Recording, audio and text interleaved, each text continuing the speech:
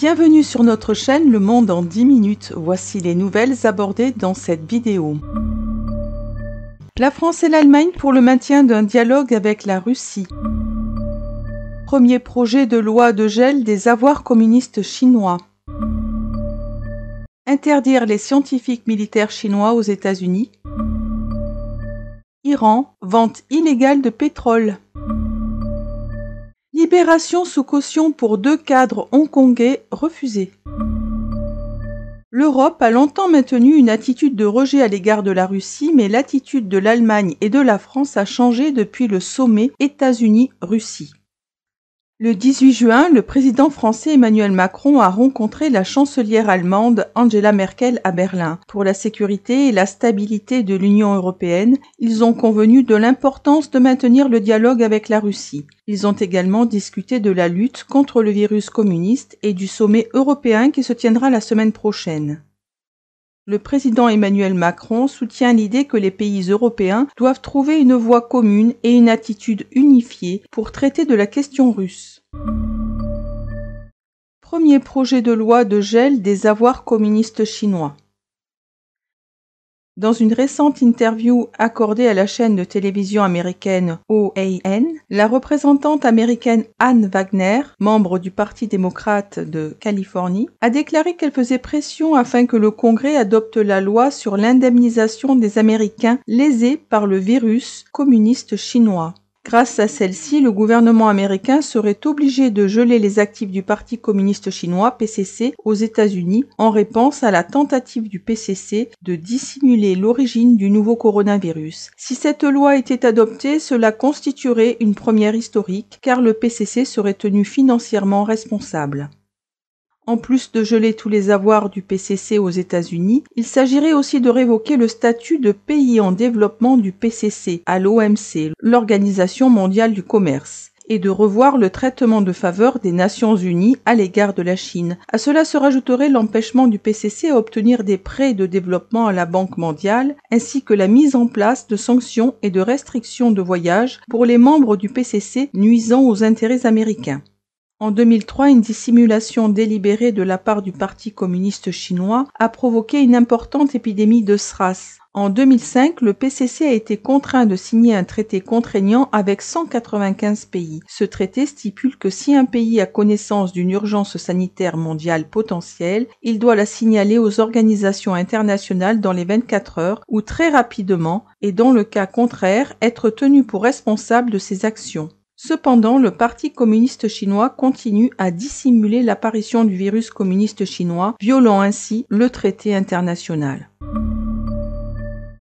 Interdire les scientifiques militaires chinois aux États-Unis.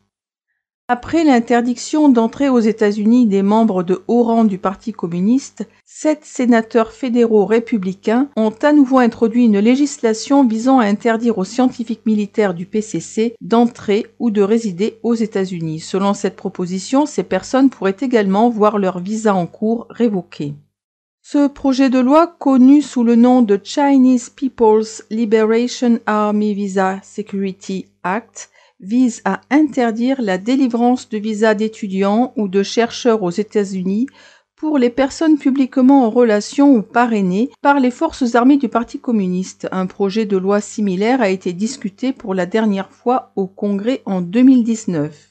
Dans un communiqué du 17 juin, le sénateur Marco Rubio, membre du Parti républicain de Floride, l'un des co-auteurs du projet de loi, a déclaré que cette législation garantirait que le Parti communiste chinois ne puisse pas utiliser le système ouvert des États-Unis pour voler la propriété intellectuelle américaine, préservant ainsi la protection du plus grand intérêt de la nation. En plus de chercher à interdire l'octroi de nouveaux visas aux personnes en lien avec l'armée chinoise, la législation exigerait du secrétaire d'État qu'il révoque tout visa en cours d'étudiants ou de chercheurs existants ou tout personnel employé financé par l'APL, l'Armée populaire de libération. Iran, vente illégale de pétrole. Le 20 juin, le Daily Mail a rapporté qu'une flotte fantôme contournait les sanctions internationales pour livrer du pétrole iranien au Parti communiste chinois. Au cours des 6 derniers mois, le PCC aurait bravé les interdictions internationales et multiplié ses transactions maritimes secrètes avec l'Iran pour financer ses activités nucléaires. Lors du transport de pétrole de l'Iran vers la Chine, les navires iraniens ont adopté des méthodes frauduleuses de dissimulation en contrôlant le système de localisation géographique afin d'afficher que leur emplacement s'effectue en zone autorisée. Selon les données fournies par United Against Iran's Nuclear Program, une organisation internationale à but non lucratif, le Parti communiste chinois est devenu un client important de Téhéran, achetant quotidiennement depuis avril illégalement en moyenne 700 000 barils de pétrole iranien, avec des pointes allant jusqu'à 1 million de barils. Ces flottes fantômes naviguent vraisemblablement actuellement en mer de Chine méridionale. Ivor Roberts, conseiller principal de cette organisation et ancien responsable de la lutte contre le terrorisme au ministère des Affaires étrangères, a déclaré: la Chine achète à l'Iran une quantité stupéfiante de pétrole au marché noir. Cela offre au régime de Téhéran la possibilité de constituer des réserves et de renforcer son programme nucléaire face aux sanctions internationales. Il a rajouté que cette alliance obscure est un défi pour l'Occident et présente potentiellement d'énormes implications pour notre sécurité. Libération sous caution pour 2 cadres hongkongais refusés. Le 19 juin, l'affaire du PDG de Hong Kong Next Media, Zhang Jianhong, du rédacteur en chef d'Apple Daily, Luo Wei-Guang, et de 3 sociétés d'Apple Daily, a été portée devant le tribunal de première instance de West Kowloon. Ils sont accusés d'avoir violé la loi sur la sécurité nationale de Hong Kong.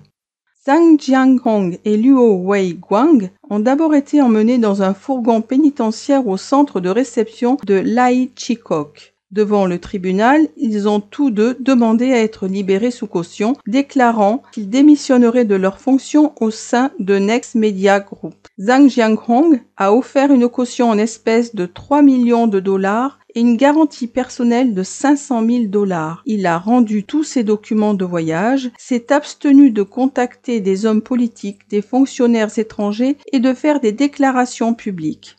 Luo Wei-Guang a offert une garantie en espèces de 100 000 à 200 000 dollars et une garantie personnelle de 100 000 dollars.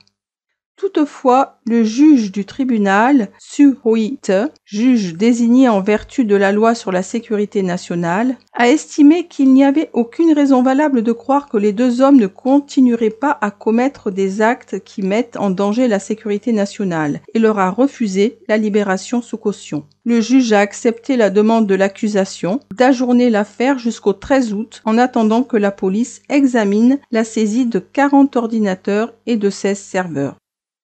Près de 100 Hongkongais ont fait la queue tôt le matin pour accéder à la séance du tribunal et beaucoup d'entre eux tenaient à la main un exemplaire de l'Apple Daily pour montrer leur soutien.